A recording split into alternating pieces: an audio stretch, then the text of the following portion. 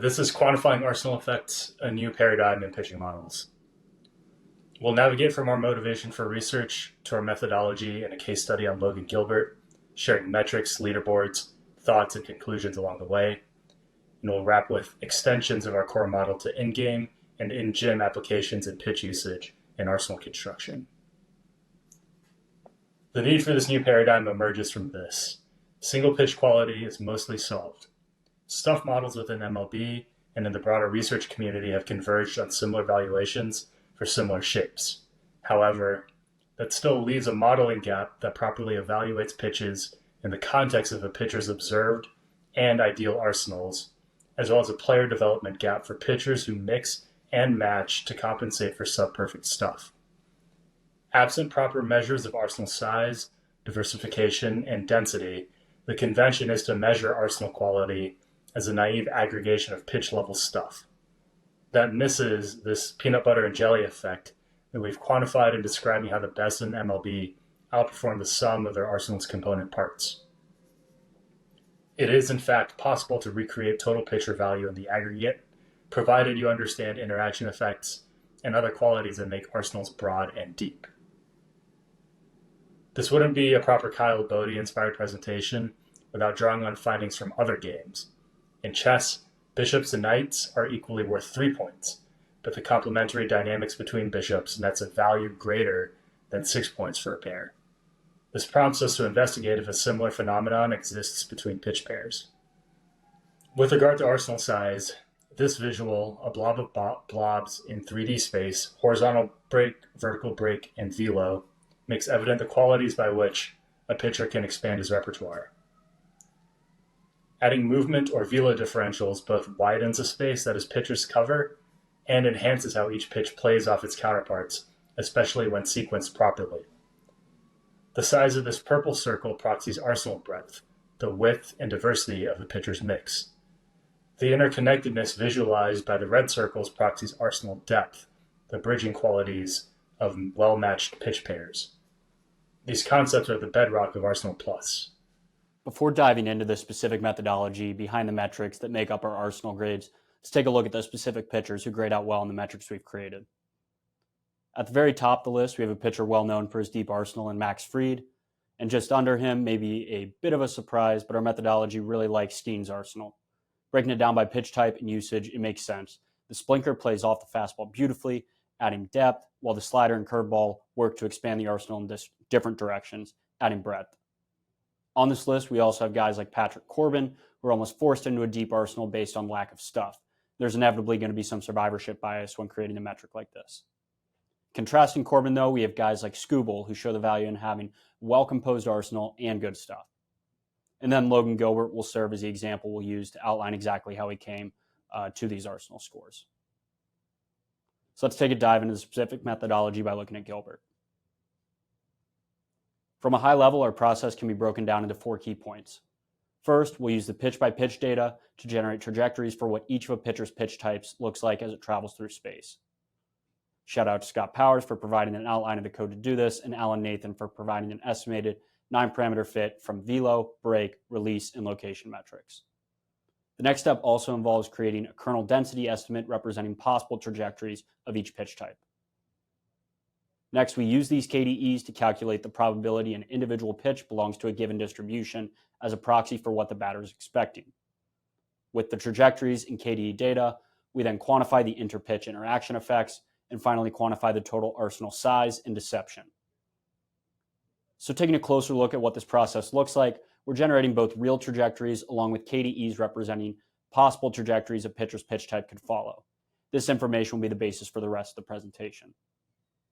Starting back at square one with Gilbert, we can see his 2024 arsenal from the lens with which we traditionally view arsenals, a 2D movement plot with individual outcomes tied to each pitch. Each of these pitches, however, can be modeled in 3D space as a trajectory. This trajectory is defined as the average trajectory a pitcher's pitch type follows from release to home plate, with the end location always being set to middle if no spin was present.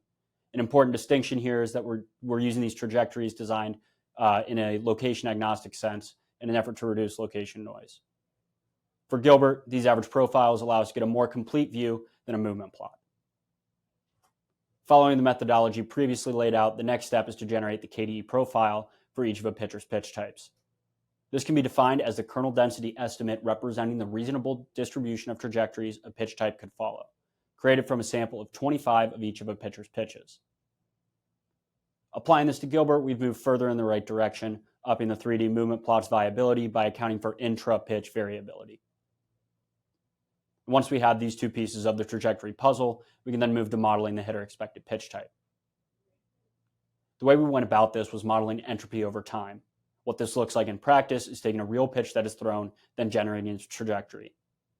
Once we have this individual trajectory, we can check to see how its location in 3D space fits in different distributions. We did this in a pairwise fashion, reading the density from two different KDE profiles every 10 milliseconds. We then convert these density reads to entropy, which is normalized to be between 0 and 1. This ultimately can be converted into the entropy curve. On the y-axis here, we see this normalized entropy on a 0 to 1 scale. Value of 1 here represents maximum randomness, indicating the hitter has essentially no idea what they're seeing. On the contrary, a value of 0 implies the hitter has complete confidence in what they're looking at. Most curves follow this shape, with entropy maximized at release, following a reverse sigmoid curve over the course of the ball flight. For Logan Gilbert, we can see what this looks like when his four seam is thrown. Running through the entropy calculations for each of his pitch types results in the entropy curves on the left. Pitches like the cutter and sinker here maintain high entropy throughout the entire pitch, while a pitch like the curveball differentiates itself quite quickly. For the sake of our end modeling, one key point we're going to focus on in this analysis is the hitter decision point. We can't be 100% positive when the hitter actually has to decide when to swing. We've chosen the point of 150 milliseconds before a pitch reaches home plate.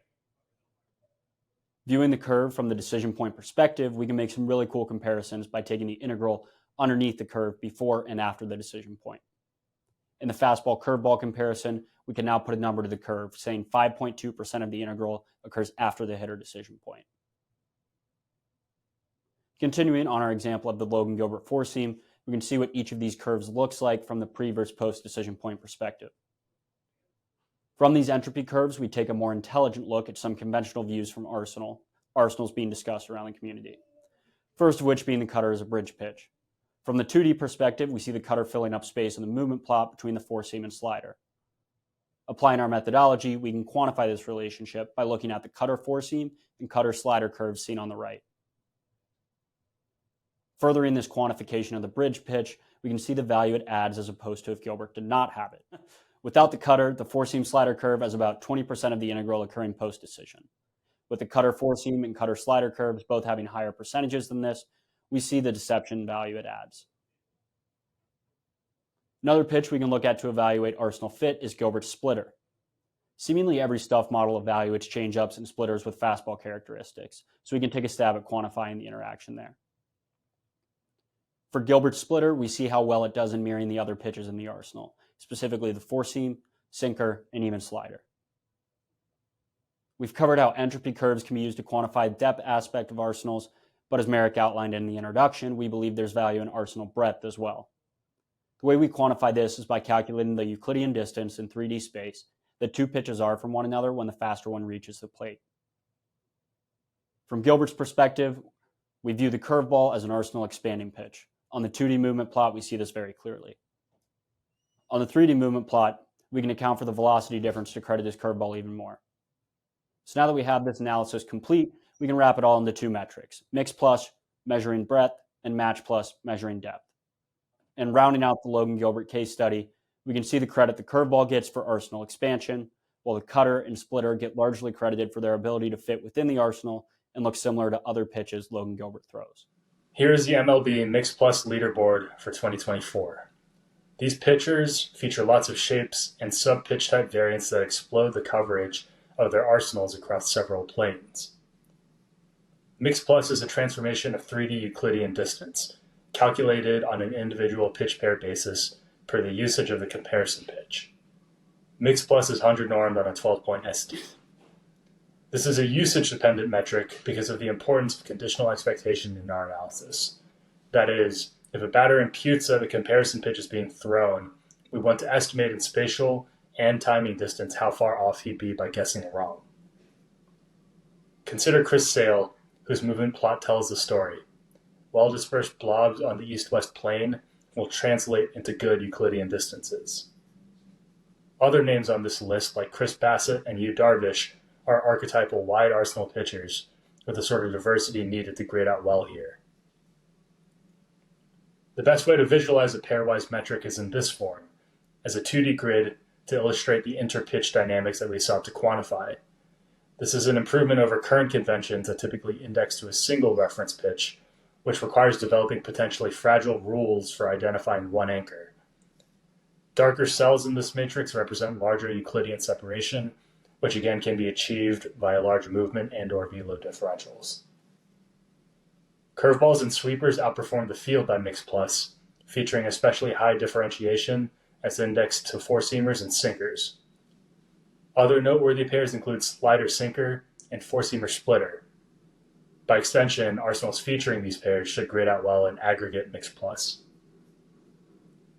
Turning to Match Plus, we sought to reward bridge pitches, leveraging our enriched trajectory data to measure the interaction effects of pitches that tunnel well with and off of the comparison pitch. This is where we think smaller movement utility pitches generate value.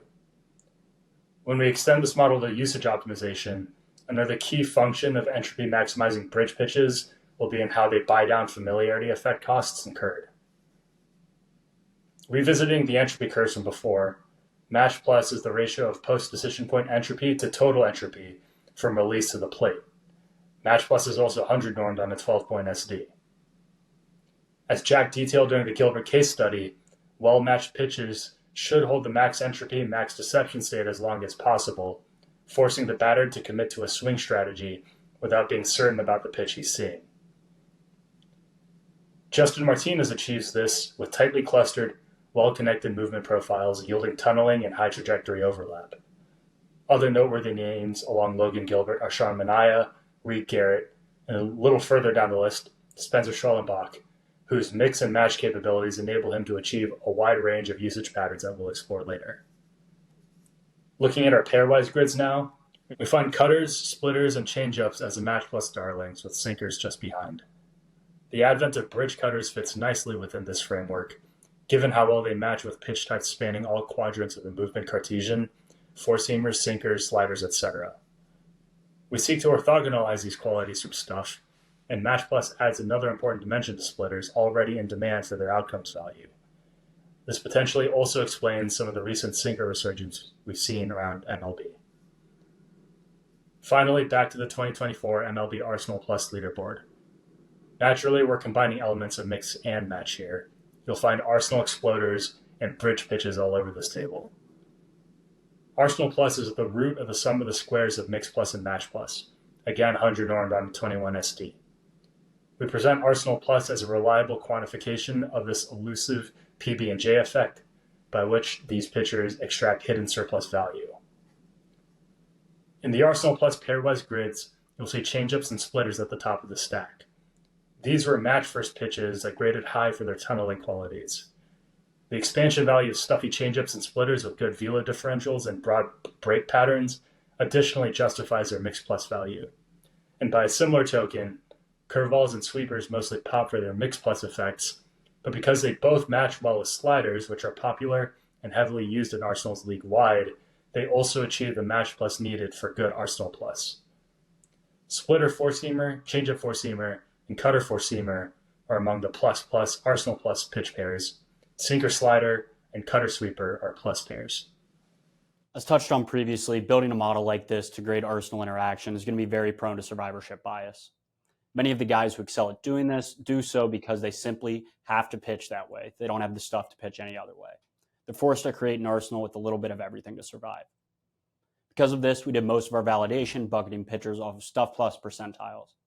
In a short presentation, we're just going to touch on two trends we noticed, and we'll follow up with the more nitty-gritty validation details in a future blog post. Across the board, there seemed to be a general trend in high Mix Plus pitches generating less swings and high Match Plus pitches inducing more swings. We have the plots here showing same season comparison of Mix Plus and Match Plus grades with overall swing rates on breaking balls. The best way to visualize this Mix Plus trend is to think of a Kershaw curveball. With the example here, the only way the hitter is swinging is if they were sitting curveball. Otherwise, this would be a ridiculous place for a pitch like a fastball to be and would be an easy take. Of course, this wasn't a fastball, so this 71-mile-an-hour looper landed for a strike. On the contrary, we can visualize this match plus trend with a Darvish slider. This pitch sits right in the middle of his arsenal, matching closely with his cutter, sweeper, and curveball. The hitter may not be exactly sure what they're looking at here, but can assume it'll probably be landing for a strike. The other less significant trend we wanted to touch on in this presentation was the contact quality against these different types of pitches. At the lowest stuff level, there doesn't seem to be much of a correlation between ex-Wobicon and mix plus or match plus for breaking balls.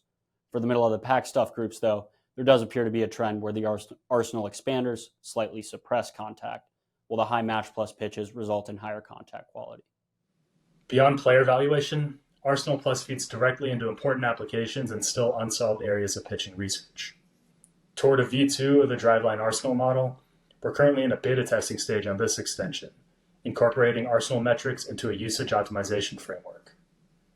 The need for usage tactics stems from the same things that make Arsenal quality important. Pitchers can no longer rely on stuff alone to get outs over a sufficiently large sample. Market inefficiencies decay, as visualized in these time series of falling whiff rates and climbing ex-Wobicon against a sweeper shape. This is exacerbated with the advent of traject, with which hitters can train on an effectively infinite number of reps against any pitch of the game.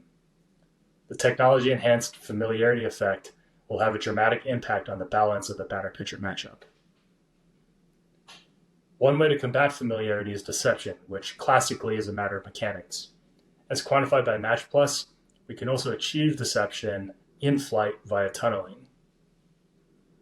But if deception is based on timing disruption, it can be reframed as pattern recognition disruption via optimized usage schemes. This requires that pitchers operate along the correct segment of the pitch usage continuum. Do you ride unicorns or do you play roulette? Mariano Rivera's cutter was his unicorn pitch. It was so good and so unique that it was immune to familiarity, such that he could throw it nearly 100% of the time. By comparison, Darvish has found an edge in unpredictability, first developing a broad, deep arsenal, then maximizing entropy with evenly distributed usage. The dominant strategy for maximizing negative run values is to throw one's best pitch 100% of the time. But the savvy tactician understands the costs of repeating to the point of predictability. The galaxy brain tactician exploits a loophole in familiarity, the buyback effect, which earns him increased usage of his best pitches as a function of their interaction with his secondaries. Decay and buyback are concepts we fleshed out with Lance Brzdowski. They're extensions of Arsenal Plus and are part of the secret sauce for proper usage optimization. Let's examine a Schollenbach start to better understand decay and buyback. Perhaps his best quality is how he leverages his Arsenal Plus to achieve a range of usage schemes. His mix from this start against the Phillies was four-seam and slider heavy, complemented by curveballs and splitters and the occasional cutter and sinker. He built off this four-seam slider pair with a two-pitch approach first TTO, then layered in the curve and split second and third TTO respectively. The stuff plus on his four-seamer, his most used pitch, fell from 102 to 99 to 93 each time through the order, yet its usage of it remained elevated. Our notion of decay is more outcome-based than it is stuff-based, but in the fourth column, you can see the unitless results of a generalized decay function whose costs accumulate with the number of pitches thrown by pitch type. And next to that, you see the buyback effect, similarly unitless, as a function of the inter-pitch effects that make up Arsenal Plus. The key is to model how much of the decay can be offset by the buyback effect.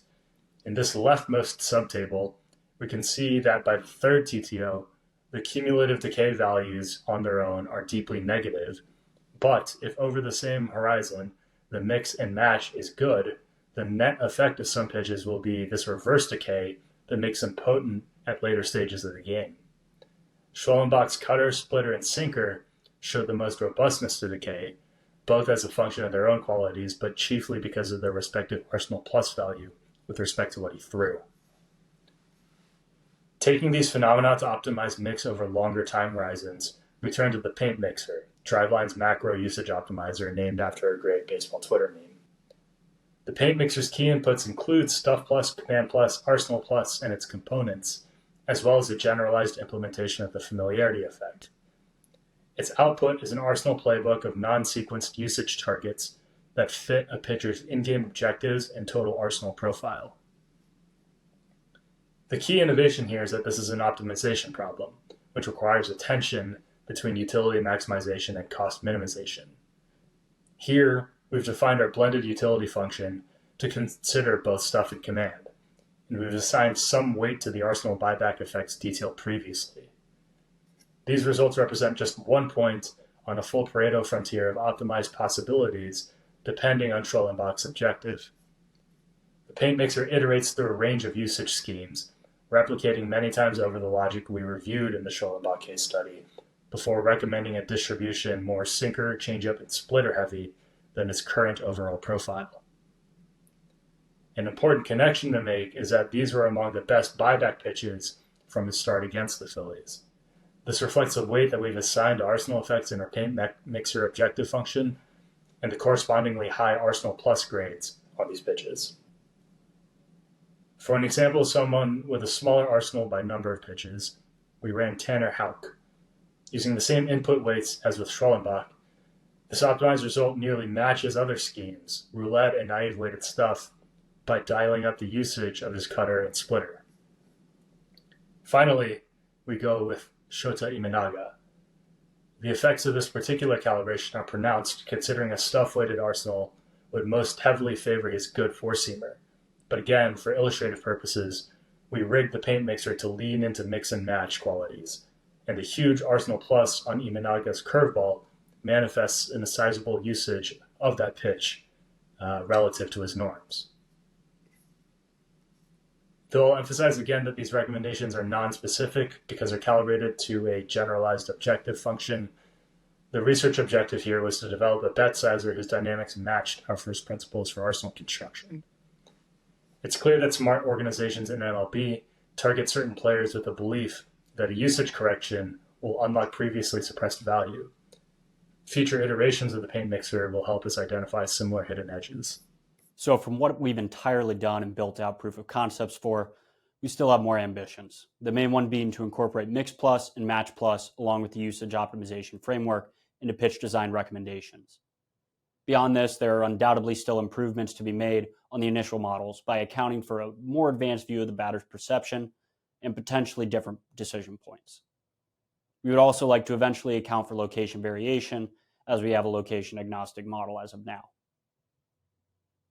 From the pitch design aspect, anyone who follows MLB pitch class or watches baseball sees things like this all the time.